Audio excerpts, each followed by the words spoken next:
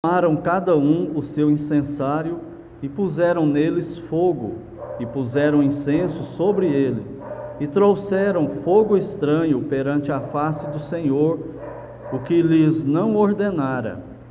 Então saiu fogo de diante do Senhor e os consumiu, e morreram perante o Senhor.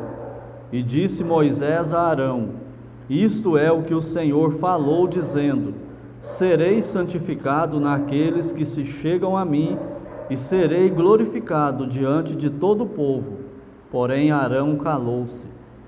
E Moisés chamou a Misael e a Eusafã, filhos de Uziel, tio de Arão, e disse-lhes: Chegai, tirai a vossos irmãos de diante do santuário para fora do arraial. Então chegaram e levaram-nos nas suas túnicas para fora do arraial, como Moisés tinha dito. E Moisés disse a Arão e a seus filhos Eleazar e Itamar: Não descobrireis as vossas cabeças, nem rasgareis vossos vestidos, para que não morrais, nem venha grande indignação sobre toda a congregação. Mas vossos irmãos, toda a casa de Israel, lamentem este incêndio que o Senhor acendeu. Nem saireis da porta da tenda da congregação, para que não morrais, porque está sobre vós o azeite da unção do Senhor. E fizeram conforme a palavra de Moisés. E falou o Senhor a Arão, dizendo: Vinho nem bebida forte, tu e teus filhos contigo não bebereis, quando entrardes na tenda da congregação, para que não morrais.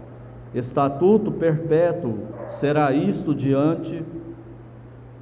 isso entre as vossas gerações, e para fazer diferença entre o santo e o profano, e entre o imundo e o limpo, e para ensinar aos filhos de Israel todos os estatutos que o Senhor lhes tem falado pela mão de Moisés. Oremos.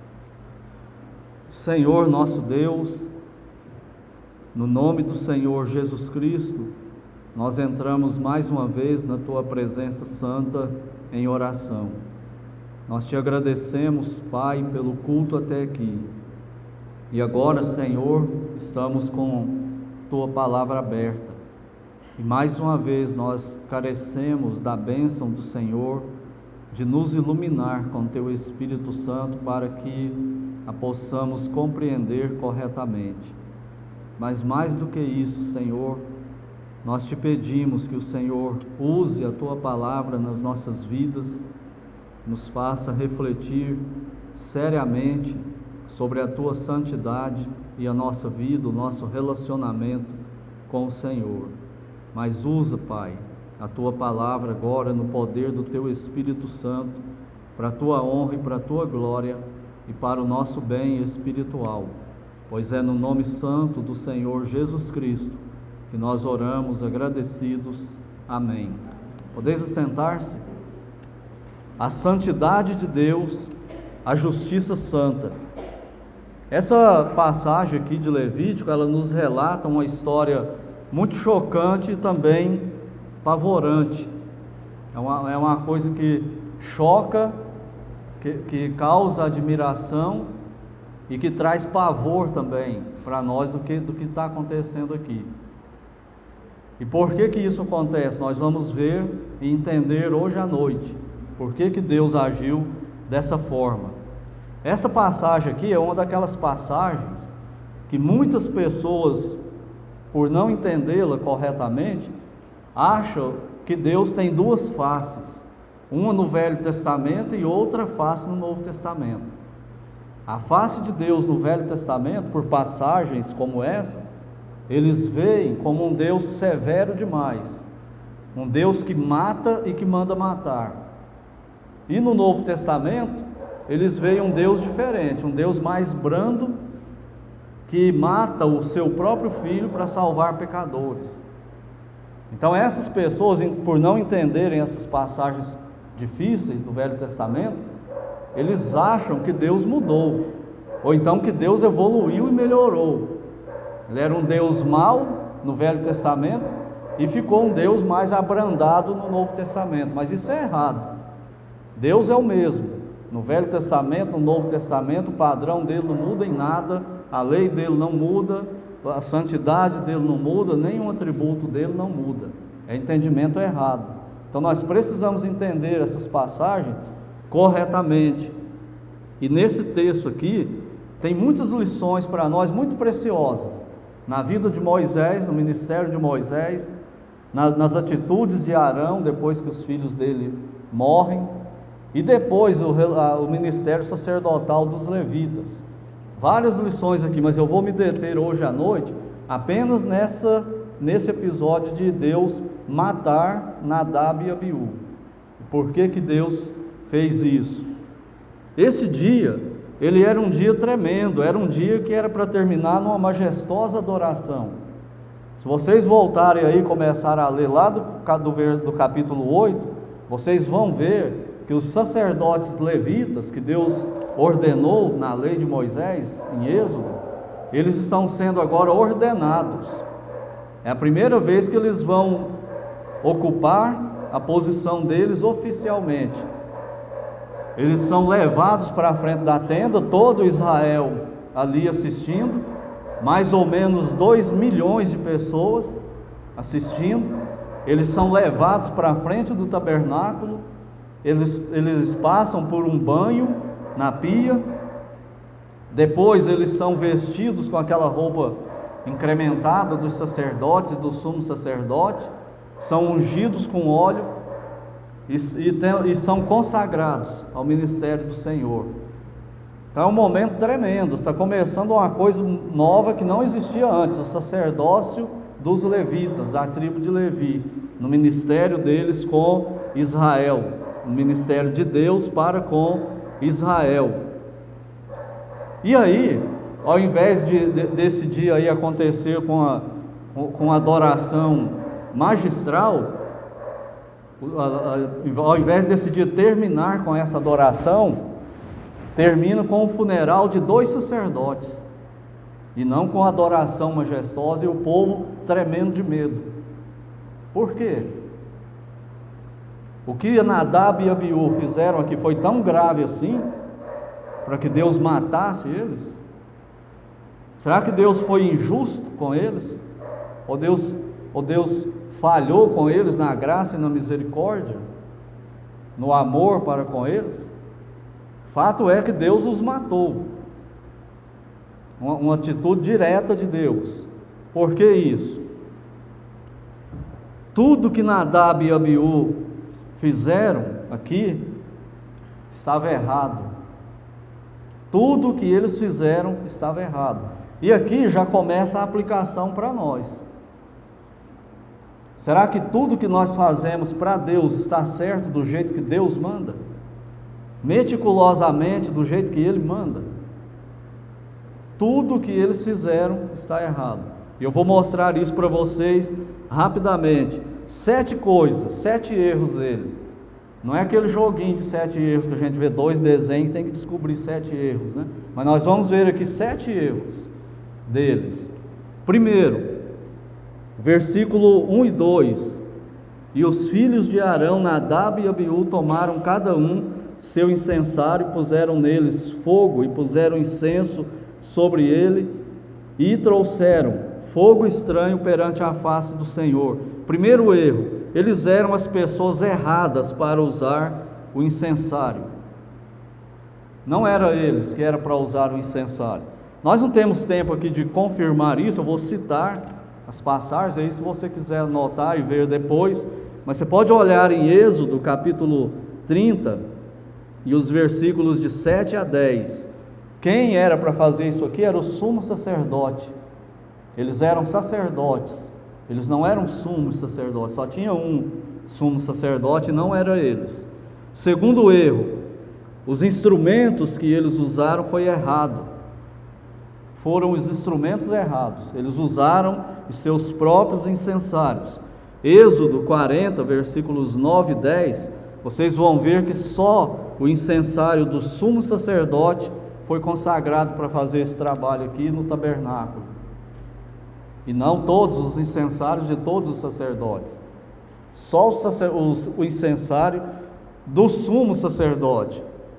Terceiro erro, era o dia errado. Levítico 16:1 e em diante, lá está regulamentado os detalhes do dia da expiação.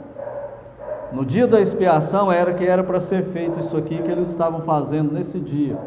E também só o sumo sacerdote podia fazer esse ministério, e não eles. Então eles fizeram no dia errado. Quarto erro, eles agiram debaixo de uma autoridade errada. Eles não consultaram Moisés, nem Arão e nem a lei.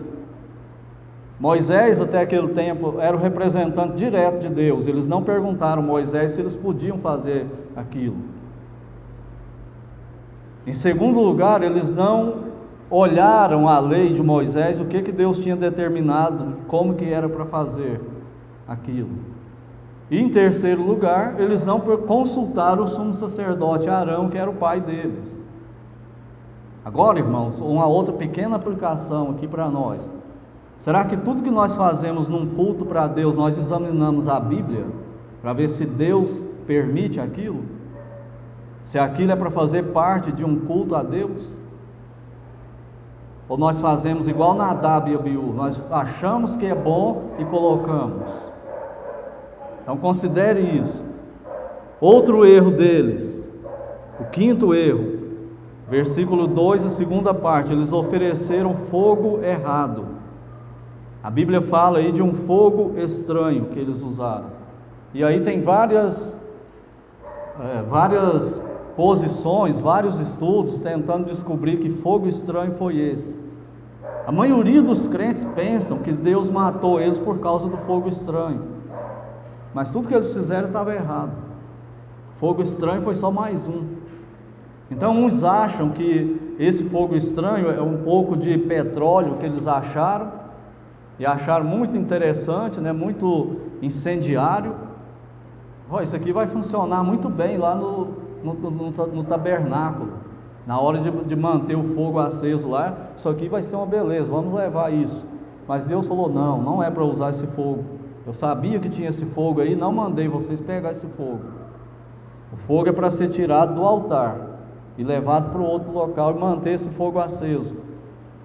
Não é para vocês pegar o que vocês acham, não é para fazer do jeito que vocês acham. Mas o fato é que eles pegaram uma coisa estranha que Deus não tinha ordenado, é estranho por isso. Não fazia parte daquilo que Deus tinha ordenado. E eles tentaram levar isso para Deus com boa intenção. Sexto erro, a motivação deles estava errada. Por que a gente vê isso? Que a motivação estava errada? Pelo seguinte, no Velho Testamento e no Novo Testamento, em toda a história de crentes e fiéis, sempre quando o crente fiel está fazendo alguma coisa para a glória de Deus, ele procura saber o jeito que Deus mandou fazer aquilo, em todos os detalhes. Se ele vai cantar uma música, aplicando para nós hoje, você vai cantar uma música no culto, ele vai procurar na Bíblia se aquela música está aprovada por Deus. O jeito, o ritmo e a melodia e a letra, ele vai ser cuidadoso com isso. Ele vai se preocupar com a roupa que ele vai usar para se apresentar no culto diante de Deus, o jeito que ele vai se comportar, como vai ser a postura dele no culto para Deus. O crente fiel, que está preocupado em fazer tudo para a glória de Deus, ele procura compreender como que Deus aceita, porque ele está fazendo para a glória de Deus, e ele sabe que se não for do jeito de Deus, Deus não aceita. Ele sabe disso. E aqui, eles não consideraram a glória de Deus. Será por que eles fizeram desse jeito? Será que eles quiseram dar o seu showzinho particular? Lembra que eu falei de todo Israel reunido, quase 2 milhões de pessoas? Eles com aquela roupa diferente de todo o restante de Israel, foram ungidos por Moisés, que Deus falava com Moisés boca a boca, e Moisés vem e fala, olha, Deus disse que esse povo aqui dos levitas, da tribo de Levi, é que serão os meus sacerdotes, ninguém mais é para ser sacerdote, só eles. Uma posição e tanta, não é? Será que isso subiu a cabeça deles? Aquela roupa diferente? Olha, todo mundo aqui em Israel pode trabalhar secularmente, braçal, os levitas não. Os levitas vão viver do dízimo e das ofertas de vocês. E a comida que eles vão comer, eles vão tirar dos sacrifícios que vocês levarem para o tabernáculo e depois para o templo. E tem outra, vocês têm que levar o seu melhor para o templo e para o tabernáculo. E eles vão desfrutar de tudo isso aí. Eles não podem ter casa, eles não podem ter terreno. Eles vão morar dentro da tenda do tabernáculo aqui, dentro do pátio do tabernáculo, só os levitas, ninguém mais de Israel. E pode ser que isso tenha mexido com o ego deles, com o orgulho deles. Foram dominados pelo orgulho e foram pensar, não, agora nós somos os tais. Só que tinha que ser tudo do jeito de Deus, meticulosamente. Um dos detalhes mais marcantes na fabricação do tabernáculo é que a Bíblia diz assim: e fez Moisés tudo exatamente como o Senhor lhe mostrara e mandara. Moisés não mudou nada, ele não diminuiu, ele não aumentou, ele não procurou melhorar nada, não estragou nada, exatamente tudo do jeito que Deus mandou, sem perguntar nada para Deus. Por quê isso desse jeito? Ele é Deus e eu sou servo, eu tenho que obedecer. E Moisés deu o exemplo. No primeiro dia do ministério dos sacerdotes, os levitas, através de Nadab e Abiú, já cometem esses pecados todos aí diante de Deus. E o sétimo erro deles, influência errada. Olha o versículos 9 e 10. Deus falando: vinho nem bebida forte, tu e teus filhos contigo não bebereis, quando entrares na tenda da congregação. Isso aí é o tabernáculo. Para que não morrais, estatuto perpétuo será isso entre as vossas gerações. E para fazer diferença entre o santo e o profano, entre o imundo e o limpo. Por isso que tinha que ser do jeito de Deus. Se vocês fizerem tudo, seguindo cada detalhe do jeito que eu estou mandando, eu vou receber e vocês vão ser diferentes de todo mundo. Se vocês mudarem um detalhe, eu não aceito. E aqui fica subentendido que eles, Nadab e Abiú, estavam também sob influência de álcool, de bebida alcoólica. Por que Deus está enfatizando isso para Arão? Porque provavelmente Nadab e Abiú ingeriram bebida alcoólica antes de ir lá e acender o fogo no altar. Influência errada, debaixo de influência errada. Então aí estão 7 erros que eles cometeram, ou seja, tudo que eles fizeram nesse episódio está errado, está batendo de frente com Deus. É como se estivesse falando para Deus: o Deus aqui sou eu. Mesma coisa nos nossos cultos hoje. Olha, mas a gente não vê isso aí na Bíblia. Onde tem isso na Bíblia que é para fazer isso num culto? Não, mas isso aqui é bom, vai glorificar Deus do mesmo jeito. Quem que está falando? Deus está dizendo isso na Bíblia? A minha atitude está errada? Está certa ou errada? Quem que vai definir isso? É Deus, na palavra dele. E se não for do jeito dele, ele não vai aceitar. Deus foi justo com eles e mata eles de uma forma fulminante ali. Ora, se Deus foi justo, por que isso chama tanto a nossa atenção? Por que às vezes a gente lê e fica na dúvida: ah, mas parece que Deus foi mal demais com esses irmãos aí, matou Nadab e Abiú. Tudo isso que eles fizeram está escrito na lei que era para ser feito, e é verdade. Só que eles fizeram tudo errado, tudo do jeito errado. O culto que nós estamos prestando hoje é para ser feito para Deus ou não? A Bíblia determina que é para fazer cultos assim para Deus? A pergunta é: tudo que nós fazemos nesse culto até agora é do jeito de Deus? É do jeito que Ele manda? Então é uma coisa que nós devemos considerar bastante. Mas sabe por que nós ficamos surpresos quando Deus age com a justiça dele? É porque nós estamos acostumados demais com a graça. O que Deus falou que tinha que acontecer quando o ser humano pecasse? O que Ele falou para Adão lá no Éden? Não coma do fruto da árvore do conhecimento do bem e do mal, porque no dia que você comer, você morre. Ezequiel, ele fala: a alma que pecar, essa morrerá. Romanos 6, 23, o salário do pecado é morte. Depois de quantos pecados que o salário do pecado é a morte? De um pecado. Então por que Deus não nos matou ainda, até hoje? Essa deveria ser a nossa surpresa. Essa deveria ser a nossa surpresa. Por que o mundo ainda está aí? Por que Deus ainda não matou todo mundo e jogou no inferno? É a justiça dele, seria justo. Quantos pecados você já praticou até hoje? Nessas questões aí que eu estou colocando aqui, da pessoa prestar um culto vão para Deus, um culto de forma errada. Quantas vezes nós fazemos coisas erradas no culto, que não é para fazer? Música errada, roupa errada, comportamento errado, atitude errada, atraso, falta. Por que Deus não nos mata? Essa que deveria ser, isso é que deveria nos chocar, porque é o que nós merecemos. Se Deus fosse agir com justiça, do jeito que Ele fez com Nadab e Abiú, era para Ele ter matado já todo mundo.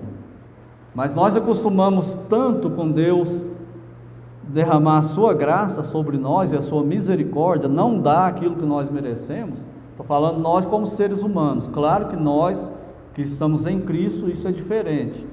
Todos os nossos pecados estão pagos, a nossa culpa está quitada com Deus, e é por isso que Ele nos preserva e por isso que Ele nos aceita. Mas nós humanos, nós acostumamos tanto com a misericórdia de Deus, que quando Ele pratica a justiça, nós achamos que Ele errou. Esse é o problema. Então, o que está acontecendo aqui de fato? Lembra que eu falei aqui que pela primeira vez os sacerdotes estavam sendo ungidos? E iria começar o ministério deles agora como levitas, de sacerdotes. Toda vez que Deus vai começar uma etapa nova na sua palavra, Ele faz uma coisa radical para mostrar a sua santidade, o Deus que Ele é. Foi assim com Adão, foi assim com Noé, no tempo de Noé. Antes dele começar o novo período com Noé, o que Ele fez? Ele matou toda a raça humana com o dilúvio, por causa daqueles pecados. O que Deus está falando com isso? Qual é a mensagem dele? Para o povo dele. Ele está falando o seguinte: este é o Deus que eu sou, eu não estou brincando com vocês. Eu sou santo, é para vocês me respeitarem como Deus santo, porque a minha graça é derramada sobre vocês, e é só por isso que vocês não são exterminados. Mas a minha graça tem fim. Eu posso retirar a minha graça e derramar a minha justiça sobre vocês. Essa é a mensagem dele. E nós vamos ver isso nas mensagens futuras, sobre a santidade de Deus.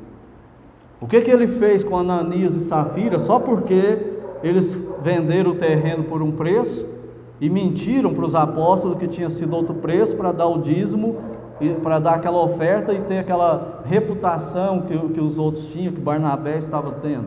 O que Deus fez com Ananias e Safira? Por causa de uma mentira, matou os dois. Qual a mensagem dele? Igreja, a vocês agora é o meu povo, sede santos porque eu sou santo. Me levem a sério, não brinquem comigo. Essa é a mensagem dele. Mas o problema continua. Nós acostumamos tanto com graça e misericórdia, que a justiça de Deus nos choca, e nós achamos que Ele está errado. Nós achamos que Ele falhou. Fato é que se Deus fosse aplicar a justiça dele, todos os incrédulos ele tinha que jogar no inferno agora. E os nossos cultos, nós teríamos que parar o culto e pedir perdão para Deus. Perdão pelo quê? Porque eu não li Bíblia, eu não orei, eu não busquei santidade. Isso durante a semana, antes do culto, antes de hoje. Faltei em outros cultos, cheguei atrasado nesse, vesti mal, estou mal aqui. Era isso que nós teríamos que fazer. Se nós formos olhar na Bíblia, nosso Deus é um fogo consumidor. Então a mensagem dele é essa, ele está começando um período dos sacerdotes. E aqui então é aquela nova fase onde Deus está lembrando Israel deste fato. Não brinquem comigo. Vamos ler Romanos capítulo 9. Deixa marcado aí Levítico. Vamos ler Romanos capítulo 9.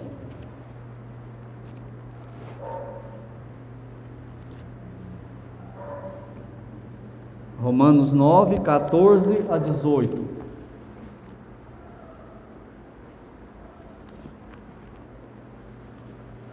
Diz assim, Romanos 9, de 14 a 18. Que diremos, pois? Que há injustiça da parte de Deus? De maneira nenhuma. Pois diz a Moisés: compadecer-me-ei de quem me compadecer, e terei misericórdia de quem eu tiver misericórdia. Assim, pois, isto não depende do que quer, nem do que corre, mas de Deus, que se compadece.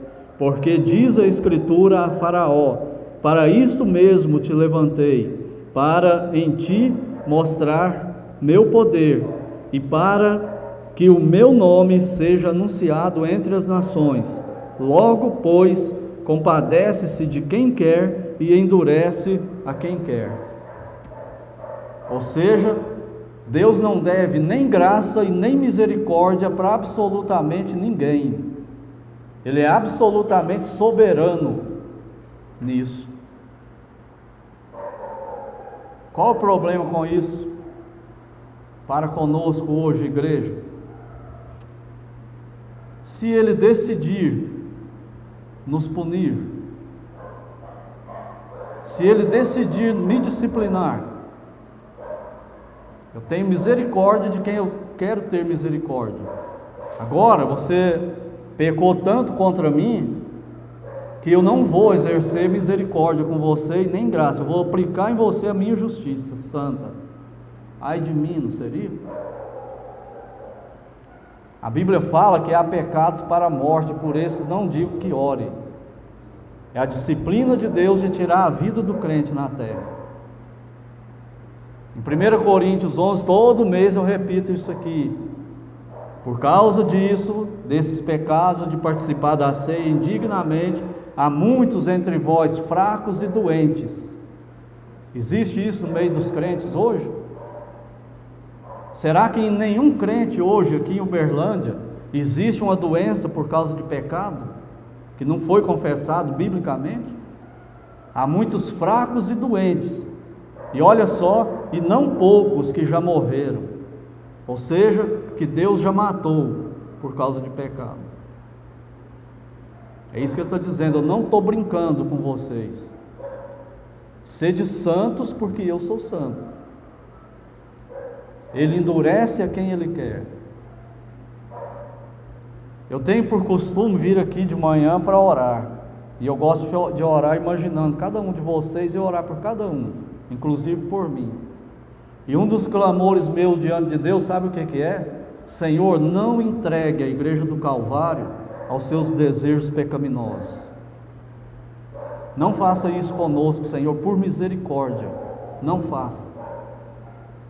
Não endureça o nosso coração a ponto de não nos arrependermos mais. Lembra que eu estou sempre repetindo em toda pregação? Quem chega atrasado, continua chegando atrasado. Quem falta de culto, continua faltando de culto.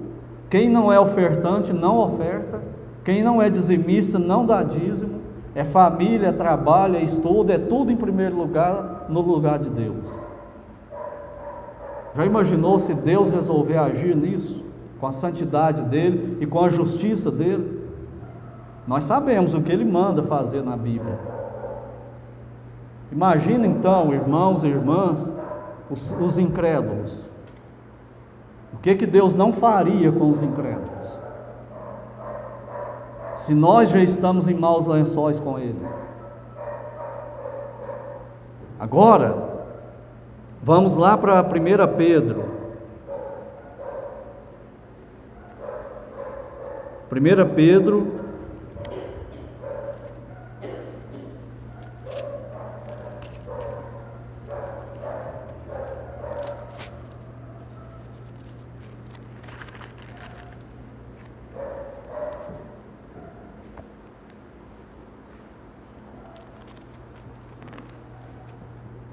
capítulo 1.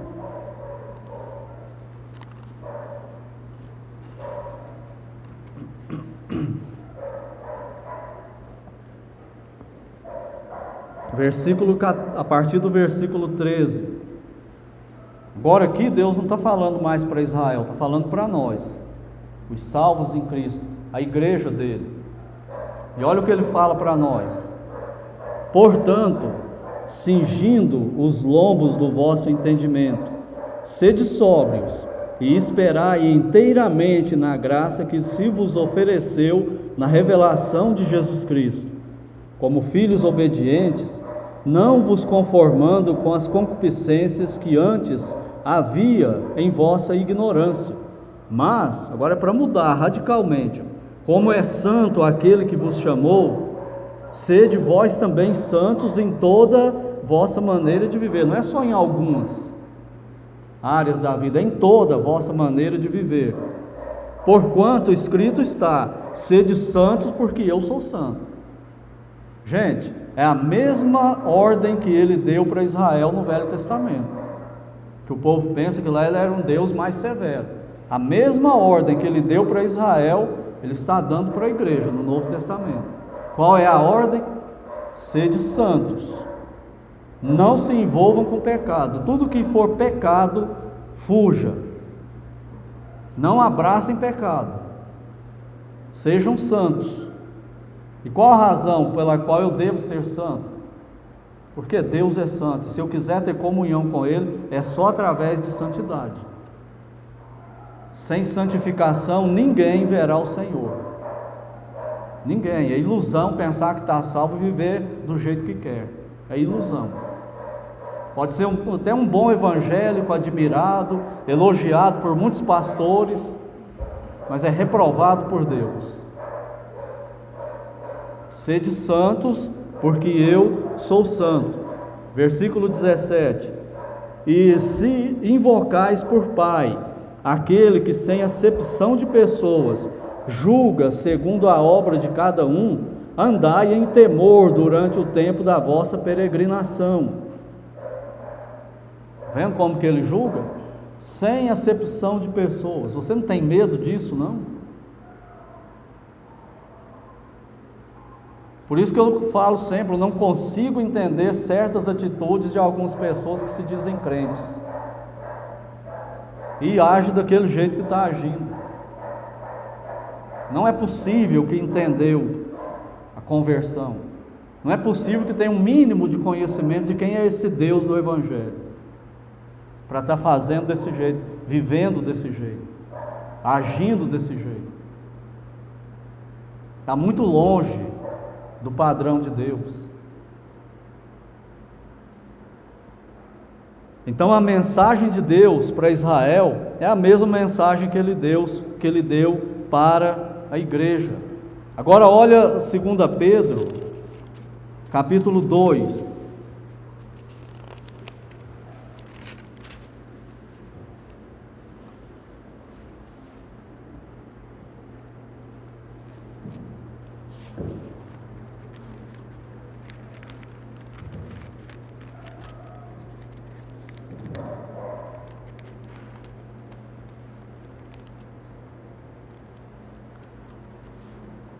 Primeira Pedro, não 2 Pedro, 1 Pedro 2, versículos 9 e 10. 1 Pedro 2, 9 e 10. Mas vós sois geração eleita, olha agora, sacerdócio real, a nação santa, o povo adquirido para que anuncieis as virtudes daquele que vos chamou das trevas para a sua maravilhosa luz. Vós, que em outro tempo não erais povo, mas agora sois povo de Deus, que não tinhais alcançado misericórdia, mas agora alcançaste misericórdia. O que eu quero mostrar aqui? Quem que Deus matou lá em Levítico 10? 2 sacerdotes, porque chegaram do jeito errado e fizeram a coisa para Deus do jeito errado. No Novo Testamento agora, aqui em 1 Pedro 2, 9 e 10, quem são os sacerdotes da vez? Eu e você que estamos em Cristo. Os levitas era para fazer o sacerdócio entre Deus e Israel. Nós, a igreja, somos para fazer esse sacerdócio entre Deus e o mundo inteiro incrédulo. E além disso, para os próprios crentes, uns para os outros. Não no sentido de fazer sacrifício, matar animais, mas de ministrar uns para os outros, dar um bom testemunho, ser luz e sal nas trevas. E quando nós formos para Deus, para um culto para Ele, em adoração, nós temos que refletir 1000 vezes a nossa vida antes disso. O que nós vamos fazer é do jeito dele? Vai trazer glória para Ele ou nós vamos dar o nosso show? Nós vamos defender o que Ele defende e rejeitar qualquer coisa que não seja do jeito dele? Pode ser um parente, um filho, esposo, marido, pai, mãe, irmão. Ou nós vamos vacilar? É isso que ele está falando. Deus não mudou do Velho Testamento para o Novo.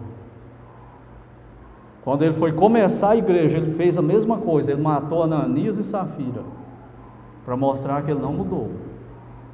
E a mensagem dele continua severa. Nós somos o sacerdócio hoje, os crentes.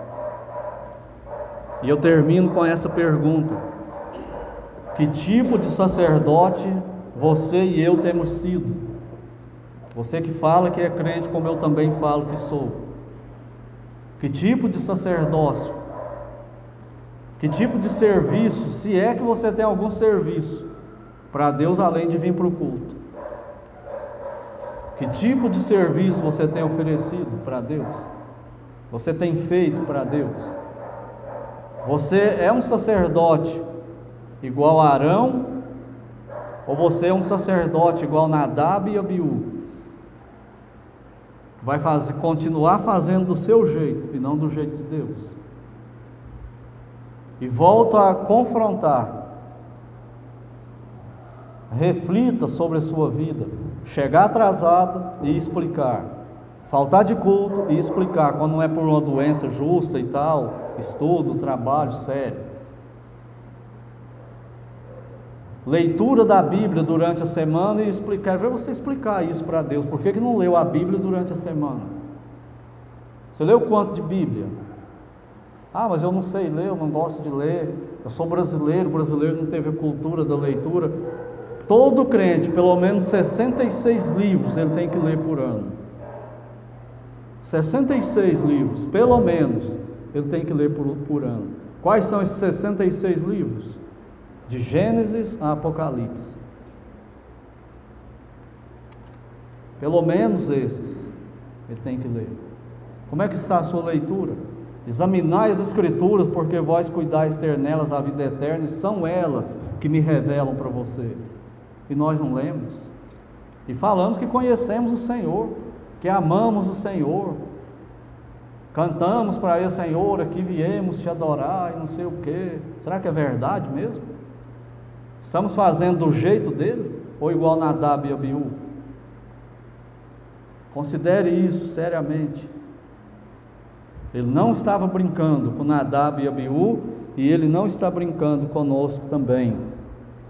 A W. Tozer, num dos livros dele, ele falou uma coisa que é verdade e triste para a igreja. Ele fala o seguinte: tenho para mim que se Deus tirasse o Espírito Santo da terra, a maioria dos crentes não sentiriam. Fogo estranho, fazendo coisas para Deus, em nome de Deus, mas não é com o fogo certo, o Espírito Santo. Fogo estranho. Se Deus tirar o Espírito Santo do planeta, a maioria das igrejas nem vão perceber e vão pensar ainda que estão espirituais. É sério, não é? A santidade de Deus, a justiça santa, nunca nos esqueçamos.